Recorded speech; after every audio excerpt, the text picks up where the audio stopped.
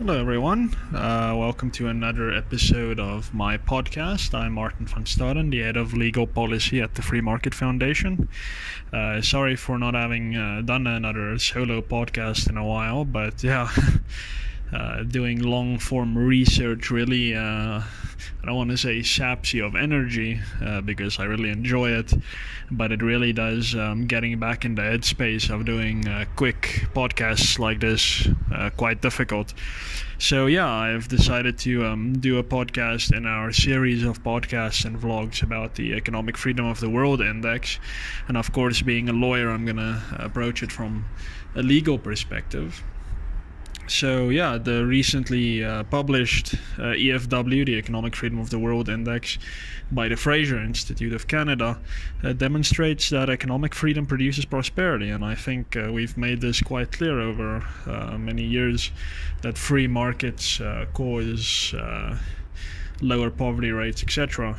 And I mean, South Africa urgently requires prosperity and abundance, given our dismal economic performance, especially for the poorest of the poor. But economic freedom obviously also requires legal certainty. And legal certainty is undermined when executive officials like bureaucrats and regulators, as opposed to parliament, are empowered to make law basically shooting from the hip.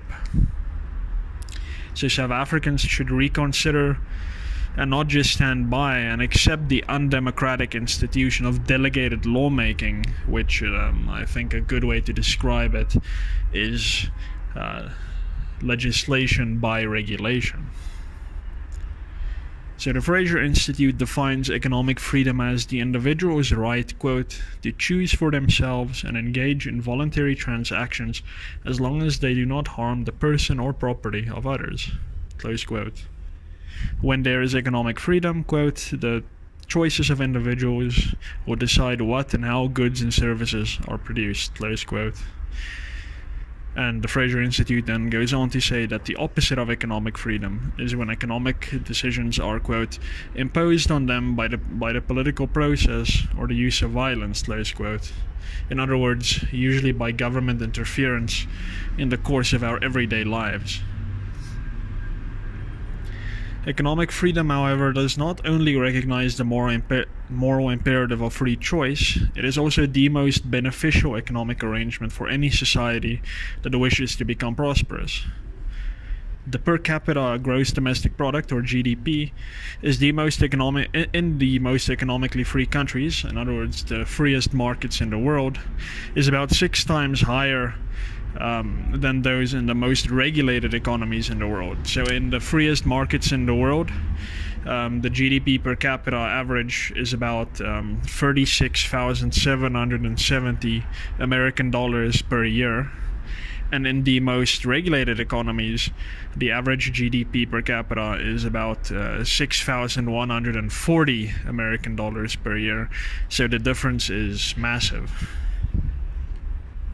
But more important than that is that the poorest people in the freest economies, in other words, the bottom 10% of income earners, earn about 7 times more than their counterparts in the least free nations on earth, in other words, the most socialist countries on earth. So if you are in the bottom 10% of income earners in a free market, you will earn about $10,646 per year.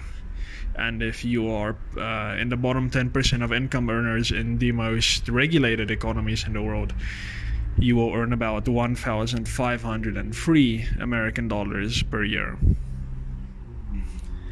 In other words, it is clearly better to be poor in a free capitalist economy than in a regulated paternalistic economy. In fact, I even think this shows that the bottom 10% in free capitalist countries are not really poor by any strict definition, because poverty in those countries, as Davi Ruth recently showed us in a talk at the Free Market Foundation, that it's basically non-existent. There's practically no poverty in free markets, yet in a regulated market, poverty is abounds.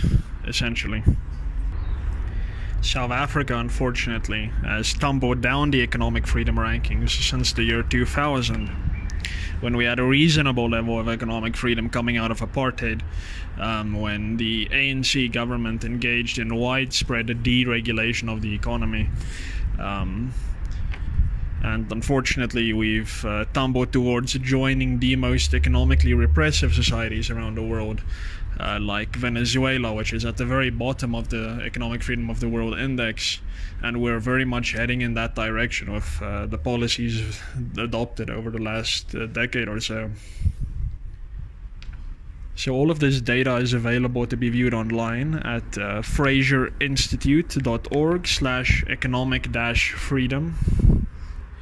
And in this report, the index, it is co-published by the Free Market Foundation in South Africa, and we've received generous support from the Friedrich Naumann Foundation from Germany, which is also has a branch in sub-Saharan Africa.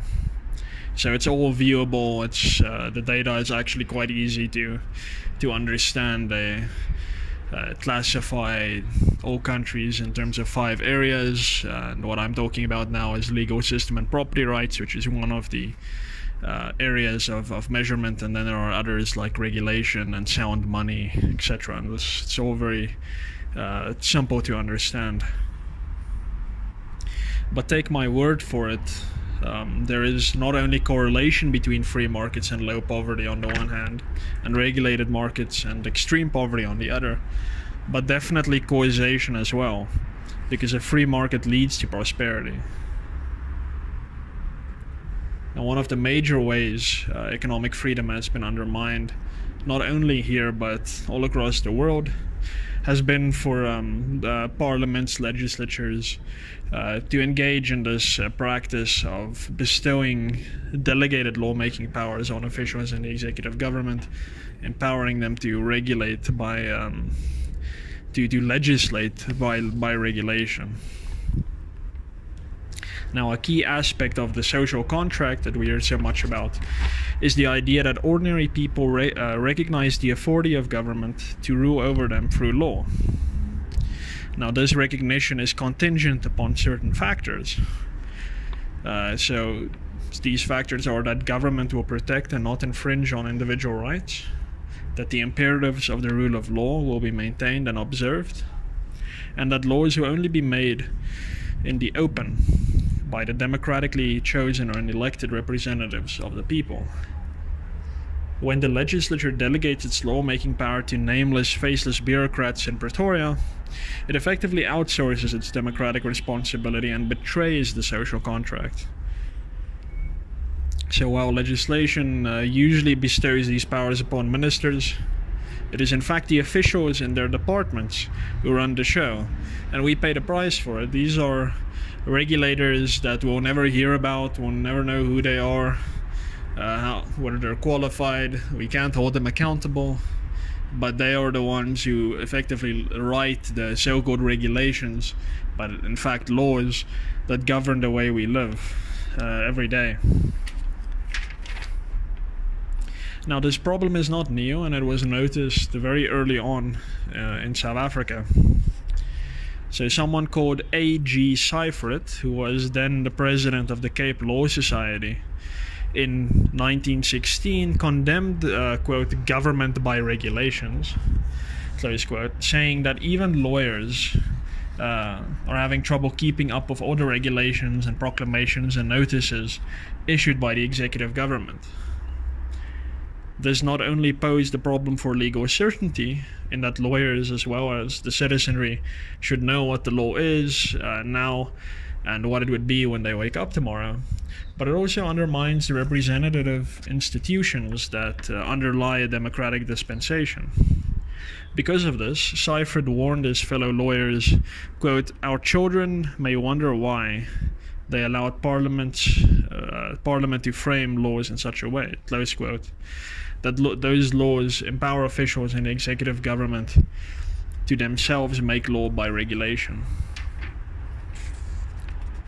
That the economy is regulated is expected, much to the dismay of libertarians and classical liberals like myself. But what is key is that those regulations must come from Parliament, who we can hold to account, and not from the officials we don't know. The executive, as per not only the Constitution but also centuries worth of developed democratic thought, is responsible for the implementation of law and not the creation of law. And this is the separation of powers that is at the heart of the rule of law. Without this separation of powers, the passing passions and whims of unseen individual officials and regulators becomes the law by which the economy operates, and that is unacceptable. Now, a notable example of this is the National Minimum Wage regulations, which were issued in terms of the National Minimum Wage Act by the Minister of Labour. So the Act, which is legislation, it is law created by Parliament, provides that firms can, quote, apply for an exemption from paying the national minimum wage, close quote. Simple.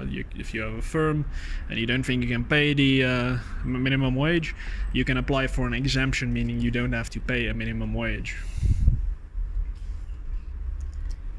But like other legislation, the Act also empowers the Minister of Labour to make, quote, regulations deemed necessary or expedient, close quote, to implement the Act, the provisions of the Act. So the Minister of Labour then adopted regulations, but instead of providing for an exemption, provided for a 10% discount. And I don't have to explain the difference between an exemption and a discount. So the relief that firms, especially small firms like startups, could have from having to comply with the hugely destructive minimum wage was thus reduced to a very insignificant discount. I think 10% of the 3,500 rand that's the minimum wage in South Africa per month is about 300 rand thereabouts. It's very insignificant for small firms that are having trouble paying wages. And this is all because a single individual, a minister, deemed it to be so. So the minister decided this exemption will now be a 10% discount, and then the minister legislated that. Even though that minister is not Parliament, she just decided that, and now it is the way the economy operates.